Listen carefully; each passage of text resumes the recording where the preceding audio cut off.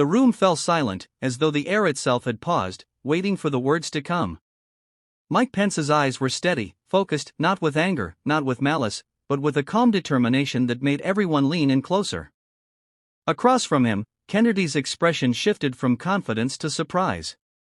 What happened next would make headlines, and not just for the political clash it seemed to promise, but for the humanity buried beneath the words. Pence had disagreed, firmly and publicly, with Kennedy's latest proposal.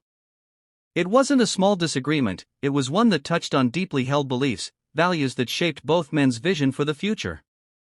Kennedy, fiery and unyielding, leaned forward, ready to cut down any opposition with sharp rhetoric and the ease of someone used to commanding attention. Yet Pence did not retreat, did not stumble.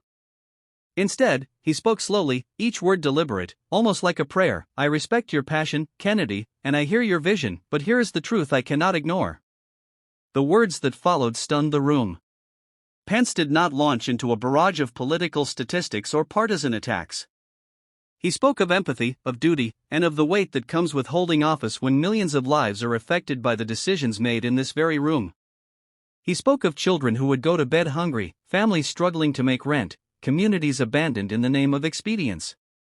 And then he said something no one expected: sometimes, disagreeing is not about winning, Kennedy. It's about protecting what is fragile, about giving voice to those who cannot speak for themselves. A murmur ran through the crowd. Journalists scribbled feverishly, sensing the headline forming before their eyes. Kennedy, taken aback, swallowed hard. He had anticipated confrontation, a battle of sharp wit and cutting remarks, not this quiet but piercing challenge to his conscience. Pence's eyes met his, unwavering, and for a moment, there was an unspoken dialogue that transcended politics, a conversation about courage, integrity, and the weight of responsibility. Behind the scenes, the disagreement had not been easy for either man. Pence had spent nights wrestling with the moral implications of the proposal. He had consulted aides, faith leaders, and ordinary citizens alike, trying to measure the human cost against political expediency. Kennedy, on the other hand, had built his argument meticulously, believing in the vision he proposed with the certainty of youth and conviction. When the clash came, it was inevitable, but what came next was rare. As the debate continued, Pence did something remarkable.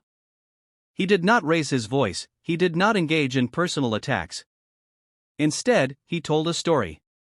He spoke of a small town devastated by economic change, where factories closed and families were left without hope. He spoke of a young girl, bright and eager, who would never reach her potential unless someone stood up for her. Kennedy listened, real.